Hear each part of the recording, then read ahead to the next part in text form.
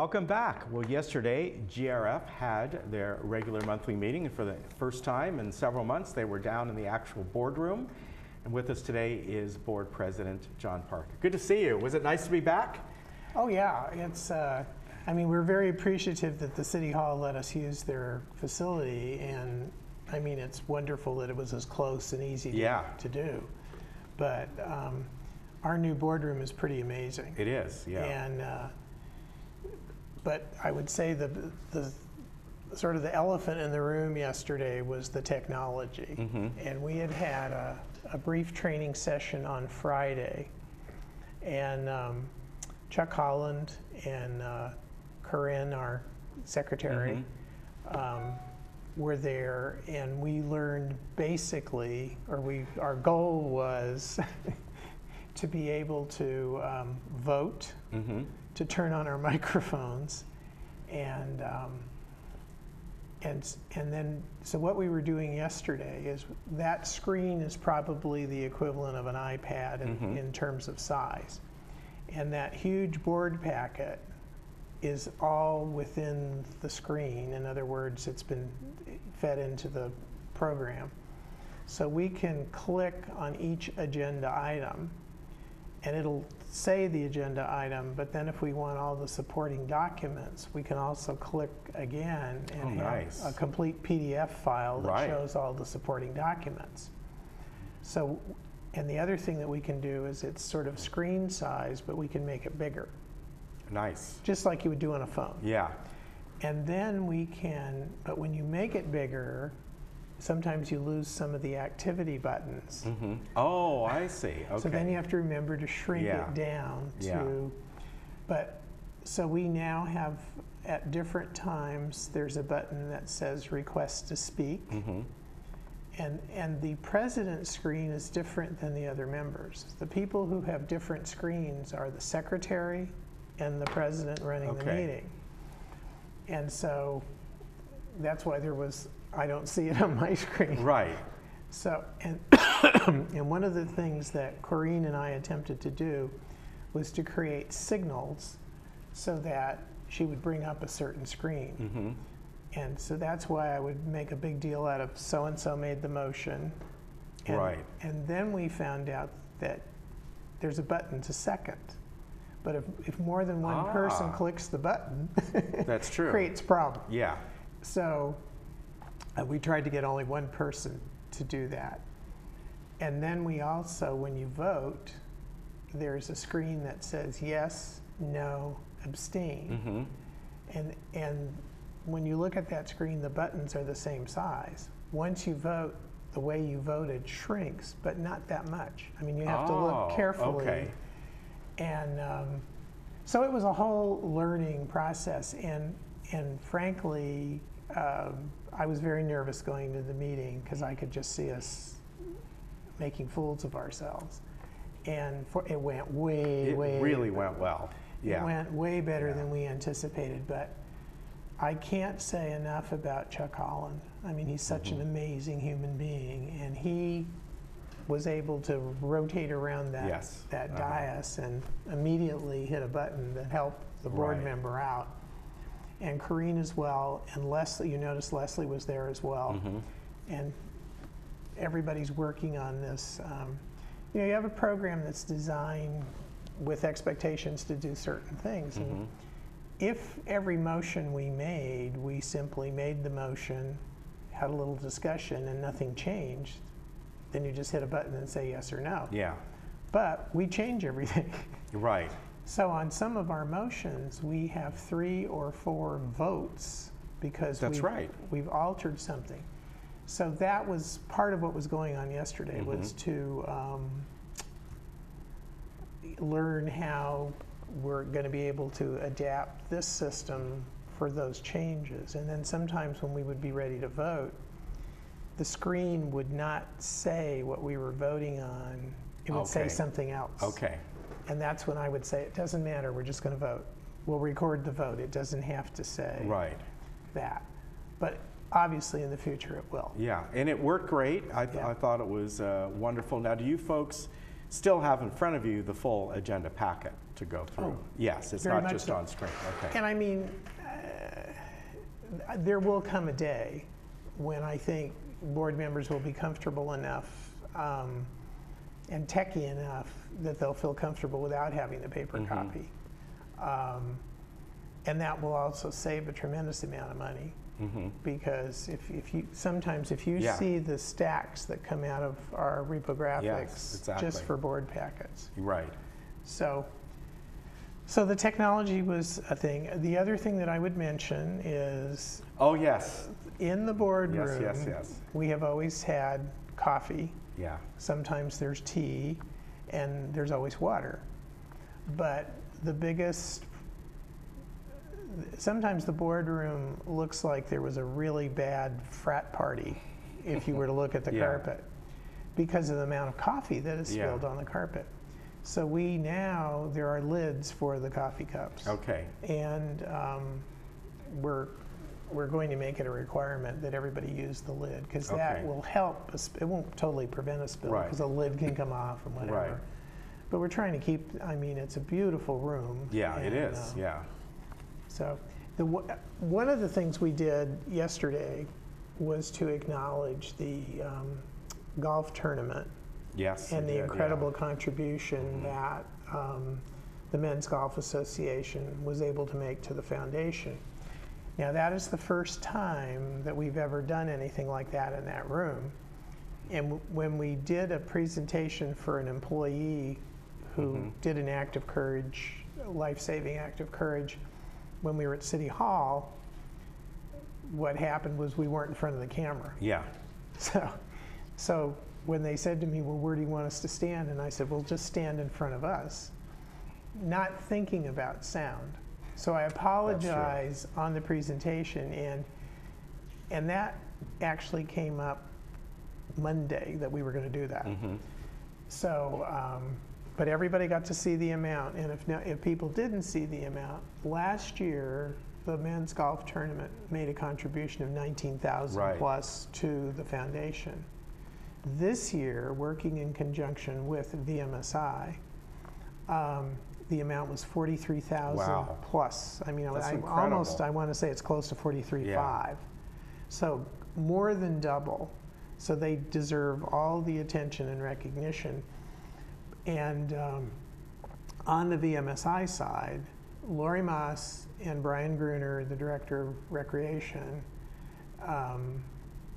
put in a lot working with Lori is a fabulous fundraiser. Yeah. People find it hard to say no to Lori. Yeah.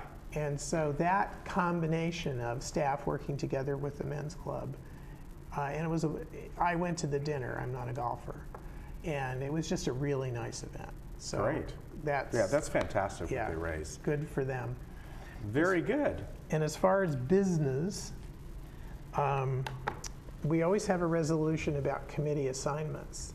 And I don't think people realize how complicated that gets. Because on GRF, every single GRF committee has 3 GRF directors. Right. 2 directors from United, 2 directors from Third, and a director from Mutual 50. And then there may be advisors. Right, exactly. And the maximum number of advisors is 3. And advisors do not vote. But when you have 3 11-member boards and a 5-member board, the cast of characters is forever changing. Yeah, it is.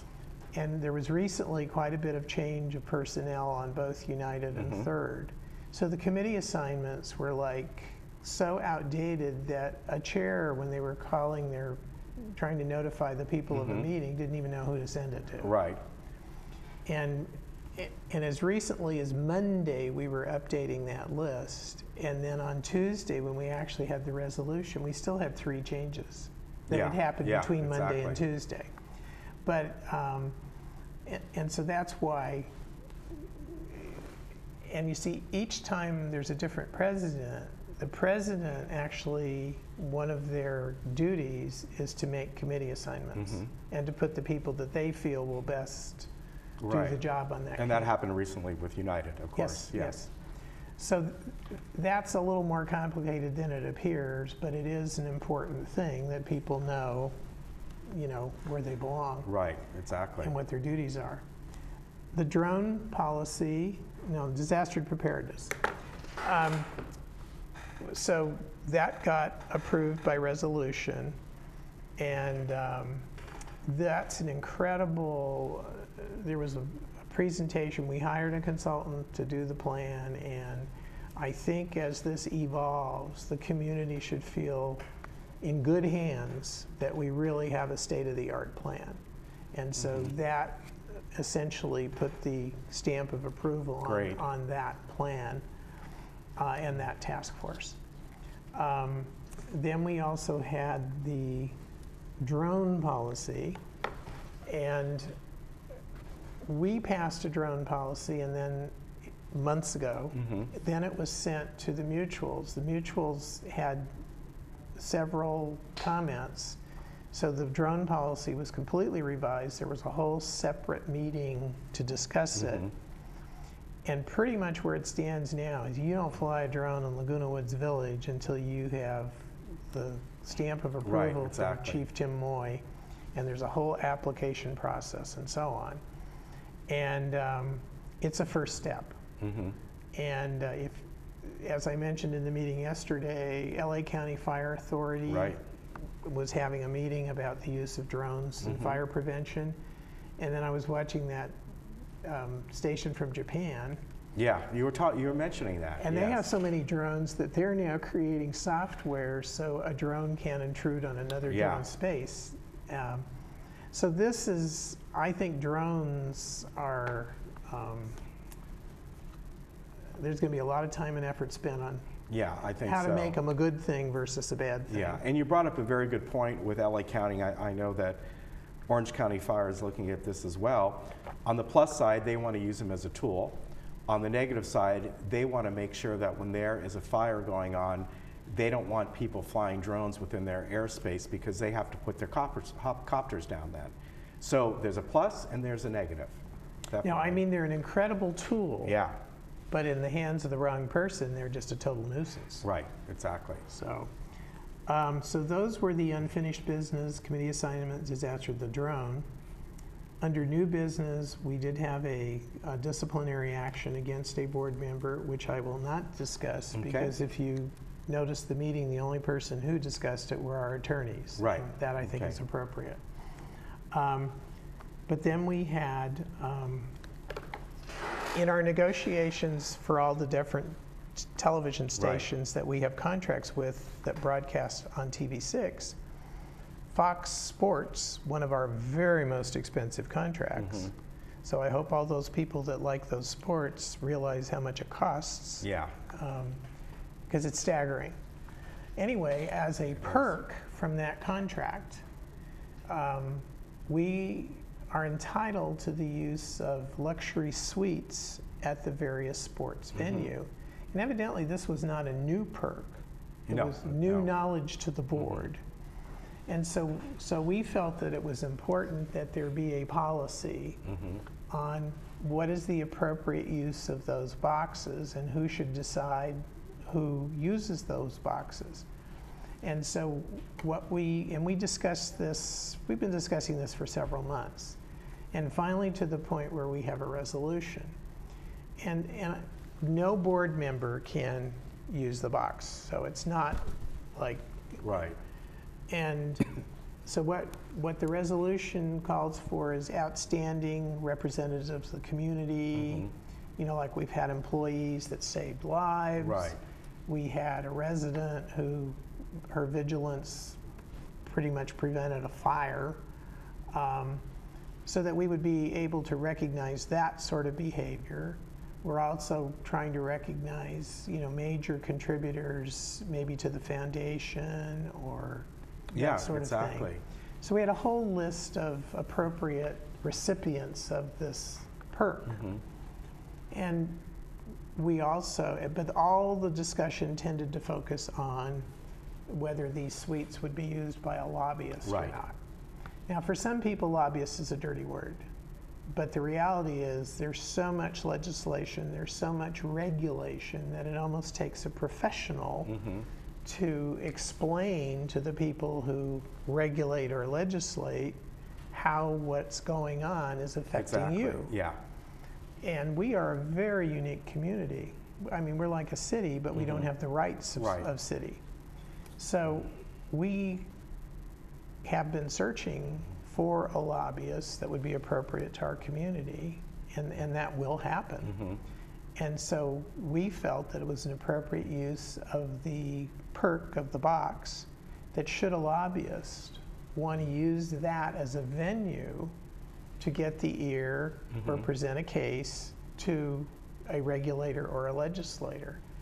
And so there was a fair amount of time spent on that. And but we've done it, it's passed, and it's a minor part of what that is. Now, did you come up with an amount of time or amount of time somebody can use that or use one of the boxes? Well, we only have five uses, right? Okay, and they're at great. different venues. Okay.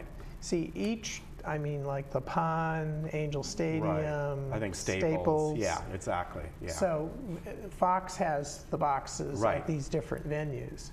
So yeah, exactly. And nobody has used a box yet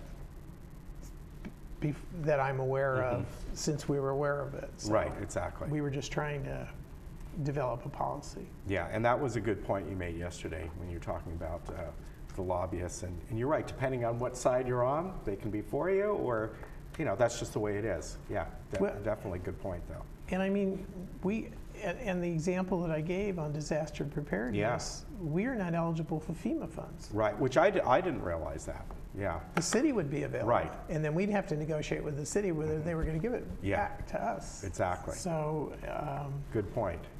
Better to think about these things before they happen. And then one of the other little issues we dealt with was our election schedule. And I did point out some important dates. If you are interested in the GRF board, the nominations begin on that on September 19th. Okay. And then the actual election and so on will happen on November 8th. Okay.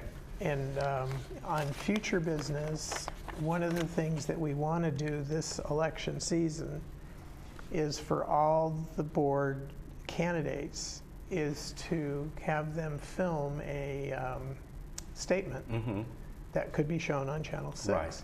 What we're trying to do is level the playing field so that a person doesn't have to spend a lot of money advertising or become part of a slate, and yet still become more known in the community. Right. Yeah, I think that's a great way to go. And that was, Joan Milliman is the one that came up with the idea, and we support it. So we're going to work on that, and then that'll become part of the election schedule. And she's a great person to handle that. We're so lucky to have her. She is so thorough, going through the minutes, and then she's kind of our parliamentarian. Yeah, she'll keep you on track. Yeah, definitely. Very good. Anything else you'd like to add for today? I think I'm good. All right, very good. I want to remind people that the GRF meeting ran about 3 hours and 11 minutes, give or take a few seconds there, and we'll replay it for you. The next time will be tomorrow. That is Thursday at 1:30. And if you haven't had a chance to go down there and see the new boardroom, some of the open committee meetings are meeting there. Next week, United will be there. Take a peek at it. It's really nice. We're going to be doing a segment down there, I think, tomorrow. So, and we'll bring that to you a few days later. Good to see you. Thanks for coming on. Well, we thanks, appreciate it. We'll be right back.